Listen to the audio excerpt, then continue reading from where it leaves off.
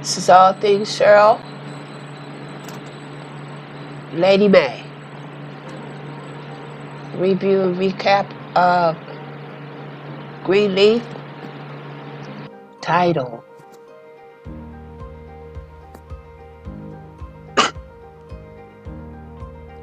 Title, Chain of Command. Chain of Command. Lady May, you got served. You told Bishop that you was going to divorce his black ass last week. Well now, seems like the Bishop then got to it before you did. Sophia, Lady May, and Grace was having breakfast. And of course we know that Grace went in and tore Lady May to smithereens when she found out that Lady May also had an affair. Well,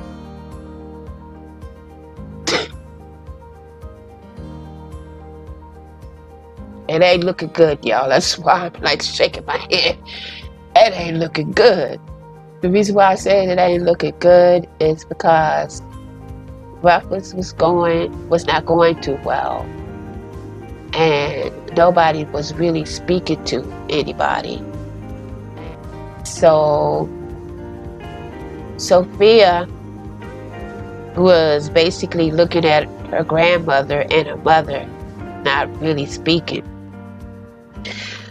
And so this is when we find out that Marisol, I believe the maid's name is Marisol. Marisol comes in with an envelope. And basically, the envelope had papers, divorce papers. Apparently, Lady May threatened the bishop that she was going to divorce him. So the bishop says, okay, I'm going to call you a bluff. I'm going to get to it before you get to it. So the bishop served papers to Lady May. And Grace was basically looking at Lady May and asked her exactly, what was going on. And basically Lady May said, I shouldn't even tell you anything after, you tore into me the way you did.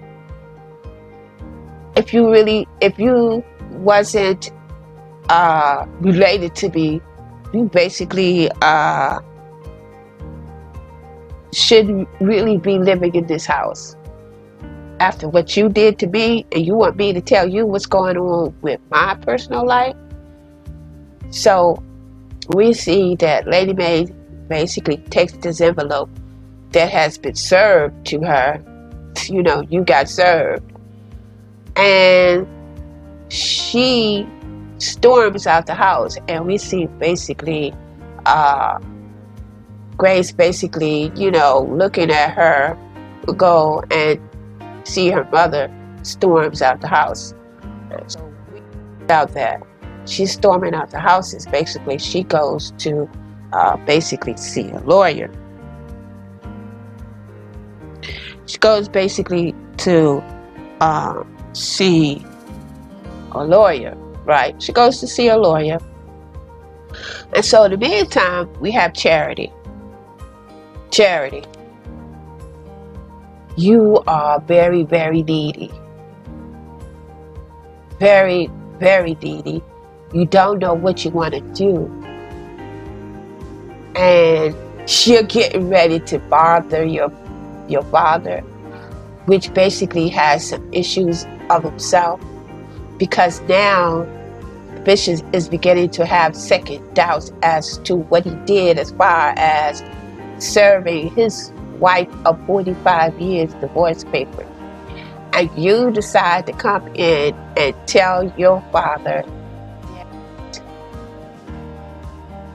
the Lord told you that you needed to to to preach. And so we find out that Charity tells her father that she has a second calling other than singing. And so really you could tell the bishop really wasn't really, paying Charity any mind. But Charity and the bishop always had this interesting relationship. He's always been able to somewhat guide Charity to do or to make somewhat right decisions for her. And so Charity tells the bishop that she wants to preach. And the bishop's, in so many words saying, look, preaching is not your calling. It's nothing that you wanted to just willy. And so this is what the bishop went on and told Charity about the fact that at one time or another, he wanted to be a baker. And so Charity looked at him and said, okay. And the bishop basically in so many words saying that, well, I didn't do baking because really that was not my calling. My calling was to become a pastor, a bishop. And really, that's not, preaching is not your calling. Your calling is singing.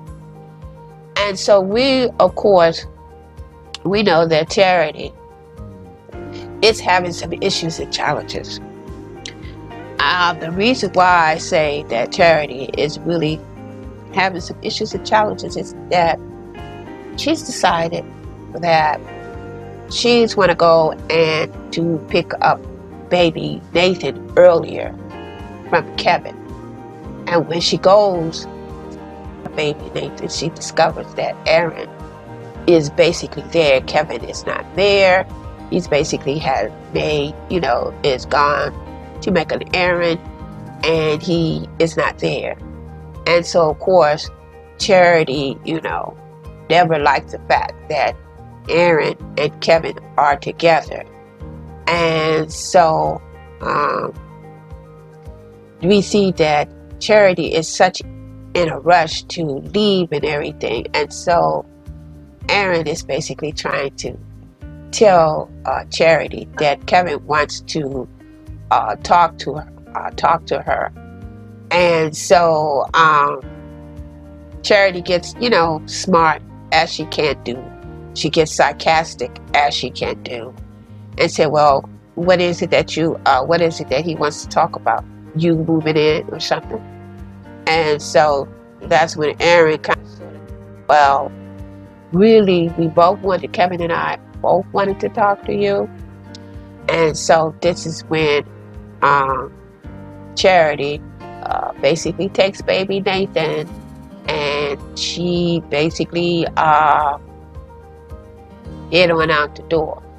We also find out earlier Charity had basically called Jabari and wanted to tell Jabari exactly, what was going on with her, and that the fact that she misses him. But Jabari was busily talking with, I guess, another woman to take Charity's place, since Charity decided that she really didn't want to do, the tour anymore. It's because she's all nervous due to the fact that she really doesn't want to leave the baby with Kevin. And so Jabari tells Charity, look, I can't really talk to you right now. I'm really, really busy. But the way it looked like, the way that scene, they put that scene up, it looked like Jabari was basically flirting with this woman. But we don't know if this woman is a woman who the woman that maybe was taking Charity place. But later on down the scene, we find out that this woman indeed was the woman that was taking the place of Charity. It's because Charity decided that she wants to do traveling with baby Nathan. And so she drives 7 hours to basically tell Jabari that she's, ready to get on the tour. And Jabari is like, why are you here? And did you actually drive 7 hours? And so Jabari tells Charity, look, you need to go. Basically, you broke the contract. And really, to make a long story short, I really don't need you. I really don't need you. I thought that I was in love with you. So this is when the reason why I said that Jabari says he thought that he was in love with her is because Charity was telling Jabari that, she was in love with them and she thought that he was in love with her. And then that's when Jabari said, well, I thought, but I'm not. Now that I see all of this, and then Jabari basically asked Charity that she need to leave. Now, this is where I say that Charity is very, very needy. Charity feels really not a part of the family, and she is the baby of the family. And sometimes the reason why I'm getting ready to say what I'm saying is that sometimes when you're the baby of the family, you can get spoiled. But then on the other hand, with my case, I wasn't never spoiled. But Charity is feeling neglected. Nobody's really paying her attention. And she's feeling that nobody wants her. And you can't get like that, especially if you're the last. And really, everybody is ahead of you, and really there's nobody really there that you can console to, especially your siblings are already, grown and doing their own thing, and you're the last, you're the last. And so the parents really, really don't really have that much time with you. In some cases they do, and in some cases they don't. So basically, Cherry gets a call from Kevin, and Kevin's, apologized to Charity and tell Charity that he is sorry that he couldn't be there to, to talk to her. And then this is when Kevin says, Charity, basically, where are you? And so this is where Charity tells Kevin that she's on tour. And I'm saying to myself, on tour? Did Jabari just tell you to leave? Didn't he just tell you to leave? And didn't last week Kevin told you that if you take baby Nathan out of state, that's considered kidnapping? Okay. You're getting ready to have some shit thrown at you. So we find out that Lady Mae basically went to a lawyer, and the lawyer basically told her that, look, we can do this, but you need to get ready to buckle down, is because what you think you're going to get most of the time winds up you're not going to really get all of the accolades and everything that you are used to receiving because you were the first lady. And to just be ready. And so Lady Mae asked the lawyer, well, are you a Christian? And the lawyer tells her, no, I'm not a Christian, but by the time we get finished with, you're going to be glad that I'm not a Christian. Or I think it's that I'm not a Christian, that I am a Christian, or you're a Christian, one of the two. And so the lawyer told her that, we could do all this. We can start, just give me a retainer of $10,000 to get this done. But just so you know, be prepared. And so we go on and we see that Grace and Darius is basically together, and Grace is basically have asked Darius to go out to dinner, and Darius basically, accept, the invitation. See that prior before Darius and Grace goes to dinner, we see that there is a lady that basically came to the office to see Lady May to finish up the interview, and but be to the fact that Lady May was not there. Grace went on and did the interview, and she asked Lady May. She asked Grace, what is her role basically in the church, and so Grace told her that she is the director of outreach. And so, the journalist went on and to interview Grace instead of Lady May because Lady May wasn't there. And so we go on and we find out that another lady basically had came into Grace's office, and this particular lady had a $50,000 check to go to the defense fund that Rochelle was a client. So apparently Rochelle must be an accountant or something. And so she tells Grace that I wanted to give more, but Rochelle says well, let's wait until next year. So apparently it seems that Rochelle is actually, keeping her word as, getting in contact with some of her friends to donate to the defense fund. And so while we see that, we also see that, and we find out that Tasha has basically come to Jacob that that there has been theft within the church. Is because envelopes and stuff look like the money has been taken out of the envelopes. And so Jacob tells Carissa to get together all of the ushers that was basically collecting. And he also tells Tasha, just don't tell them what it's about, and we'll have them come in and I'm going to talk to them. And so while we're dealing with that, we're also dealing with the fact that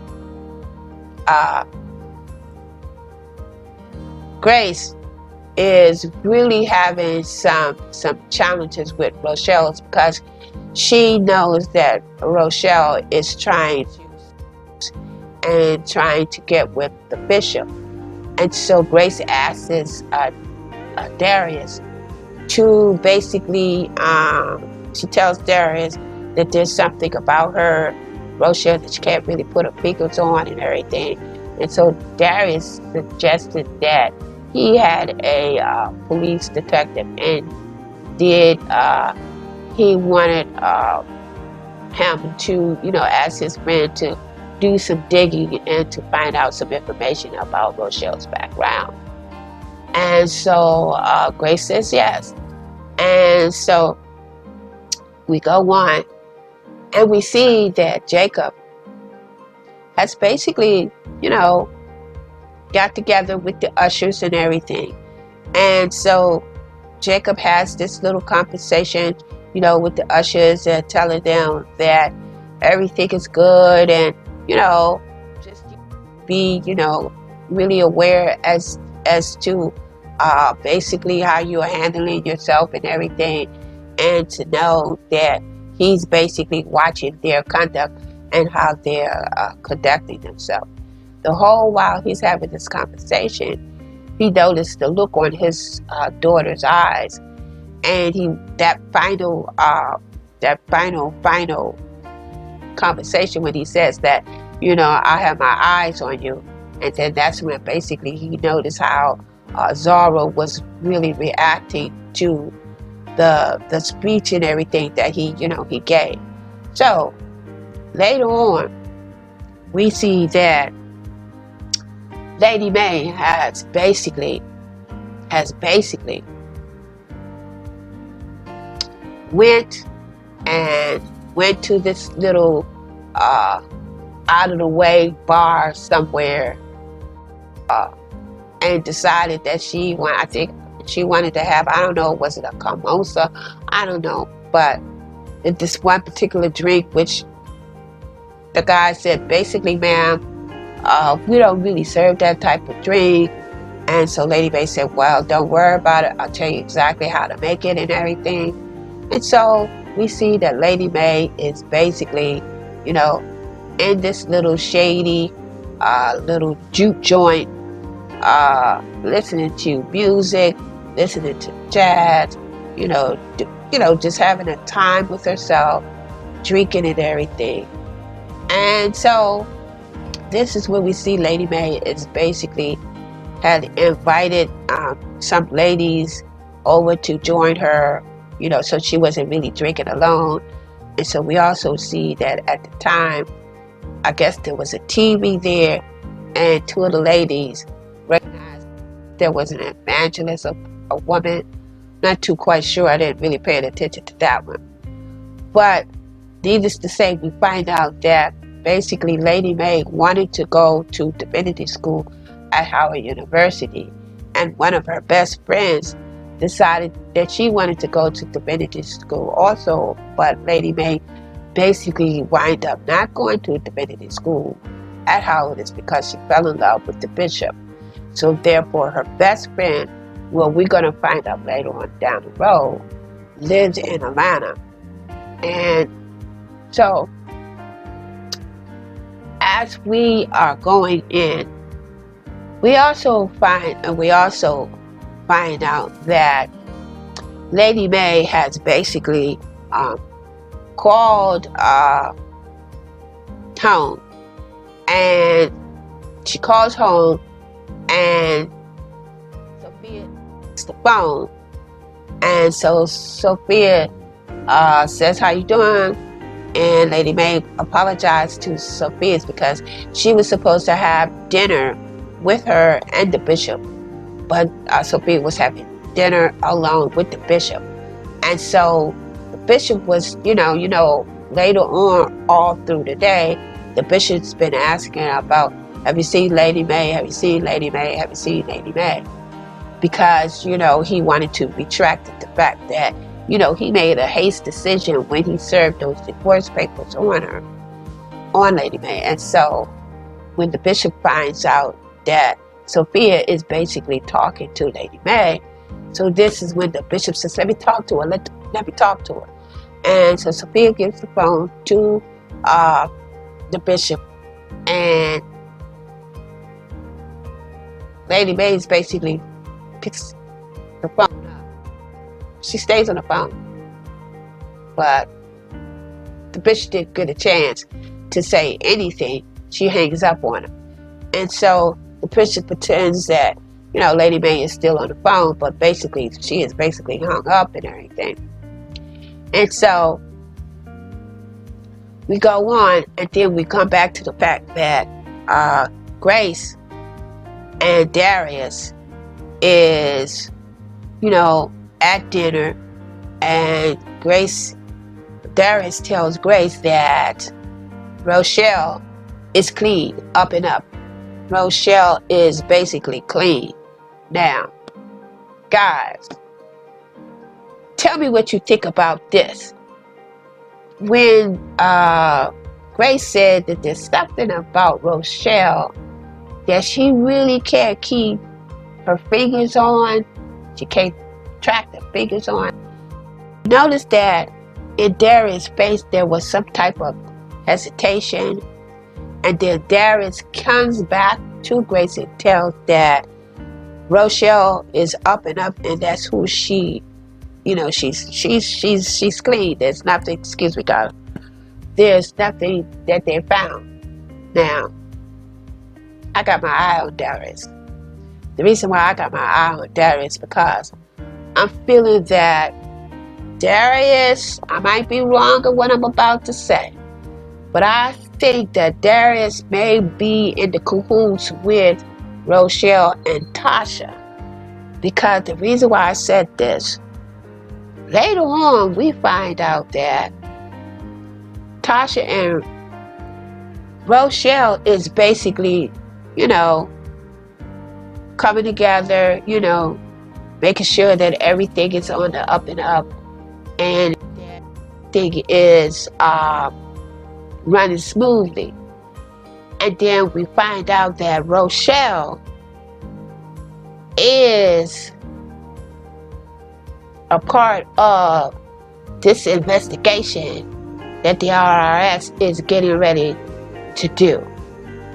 Now, the reason why I say that is because Darius, earlier within the scene when he was with Grace, came back and told Grace that even though Rochelle came up squeaky clean, the church did come up squeaky clean. Come to find out that there was some fraudulent stuff going on, and that the church was top of the list in terms of, trying to skip out or not paying, the IRS. The shady uncle had put them in a fix again. And so we go back and we see that Rochelle is and has something to do with calling the IRS and having them to do the investigation. That's when, last week the bishop received the information that they needed to come up with $2 million in 90 days. Okay. And so this is when we find out that Tasha is really kind of having, I'm not going to say second thoughts or anything like that. It's because she kind of like doing her dirt too, due to the fact that she's got, she's having Jacob, clinging to her a little bit. And so she's working on Jacob, and Rochelle is working on the bishop. And so this is where we find out a little bit more that Rochelle is totally really upset due to the fact that the bishop basically killed her father over some insurance money. So this is how we see where basically the revenge is coming into play. Now, after the conversation, after Jacob had this meeting, he comes in and he asks, where is Zora? And this is when Jacob tells Carissa that his daughter Zora has basically stole that money out of the church. And so this is when Carissa was like, no, she's not like that. She's a good girl. She's not going to do that. No, she can't be doing that. Baby, let me tell you guys, Jacob went in there. He went in there like a hurricane. He went in there and he tore her room to smithereens. But at first when he came in, he says, where's Zara? And Zara was in her room with the door locked. And then Jacob said, well, didn't we tell her not to basically lock this door? And he banged on the door and tells Zara, open up this door. Zara opened up the door. And then this is where Jacob says, where the money? Where the money? He, like I said, he went in there like a hurricane. He went in there on a mission. He started tearing up everything. He went through the drawers, he went through the closet, and finally, he finds a box. And this little box had all of the offering that Zara had been taken out of the church. Now this is when Carissa, now you know that Carissa was kind of tight on Zara's hind part last year. But Jacob was the one who was basically kind of, being kind of soft and said, well, don't be so hard now. The shoe has changed its foot. Now, Zara, you done. Your mom was trying to be very, very, trying to get your father to kind of loosen up the grip. Now the mother's getting ready to get up on that ass also. And so finally, we see that Lady Mae has been, doing all this drinking, and so she asked the bartender, is there a place where, that she could basically, rest, because she's been drinking and she didn't want to drive. And that's pretty good. I like the way you all did that. And so she to the hotel, and we see that she's looking at herself and everything, and she's doing a lot of reflection. Basically, she's doing a lot of reflection. So we see that Lady Mae basically had spent the night in the motel. The motel wasn't bad at all, not bad at all. And so finally, the Lady Mae's come in, and she asked the receptionist if she could make call the airlines and make a reservation, because basically she's going to Atlanta. Now, remember, she had this affair with Aaron's father, and I believe Aaron's father lives in Atlanta, but I'm also thinking that she's also going to go, I guess she's going to go see her friend, but I think she's going to hit Aaron's father too before, she does what she want to do. And so keep that in mind. I mean, that's the way I'm thinking. And so she comes in, and she sees the bishop, and the bishop, tries to apologize. Well, before that, the bishop also went to Jacob and told Jacob that he basically filed papers for a divorce. And then Jacob was kind of like, why would you want to go and do that? 44 years? 44 years. So then we go back, and we see that Lady Mae basically has her eye opening, has been really analyzing, what's over the years, the dedication and stuff that she has basically given to the bishop and herself. And so Lady Mae says, now that's okay. What you did was basically fine. I understand my ways and stuff like that. But you know what? It's time. In other words, it makes so many words. She's saying, accept the divorce paper, and I'm going to go on with this divorce. You do you, and I'm going to do me. So basically, Lady Mae is basically getting ready to do a journey. And it's going to be interesting how she do this journey. I'm doing recaps. Darius, I don't trust Darius. I think that Darius may have something to do with Rochelle. I'm not quite sure.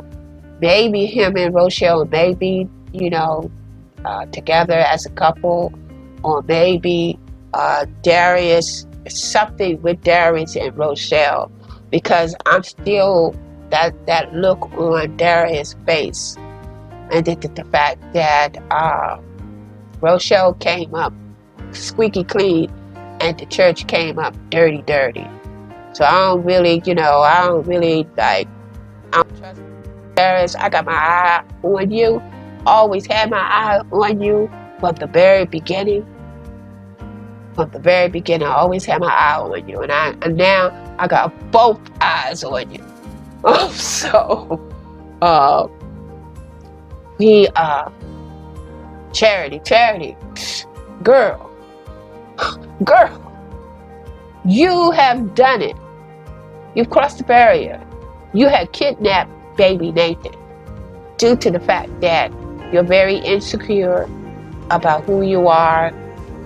You're upset due to the fact that Kevin is no longer your husband. He's your best friend, but he's not your husband. I think you're jealous due to the fact that even though Kevin was having some issues about finding himself, but eventually he did. He got there. See the development that's going on, that he's developing a life for himself along with Aaron now. Right now, it's kind of, cool with Aaron and Kevin right now. And I like the fact that we have a black couple, a black gay couple that's representing. I mean, I like to see a black lesbian couple. They always featured men, but I like to see. I mean, maybe some. I like to see a black lesbian relationship. I like to see myself. But anyway, I digress on that part. Due to the fact that Kevin has his own life, Rochelle is really out for revenge. I believe Tasha, yeah, and Tasha and Jacob, I think they are going to wind up. Now, I may be wrong. They're going to wind up falling in love with each other. Seriously, because they do make a pretty good couple together. I'm not, wishing that on Carissa, but hey, Carissa, you need to step up to the plate. I don't really think as far as chemistry is concerned when it comes to Carissa and Jacob. I think the chemistry is more with Jacob and Tasha, but we shall see. And Zora, girl, what the hell was going on with you? Why are you stealing? But I know why you're stealing. You haven't seen your boyfriend Isaiah, and you really beating for Isaiah, even though you know that Isaiah is a womanizer, but you still want to be with him. Sophia, we really haven't focused any on Sophia. Sophia is still trying to find herself as far as who she is as a young Christian. Grace, you and Rochelle, this is going to be interesting. This is going to be very, very interesting. Well, look, guys, this is it. This is all I have for as far as the review and recap of Chain of Command. Until next week, I'm going to say peace and love. And love is for everyone.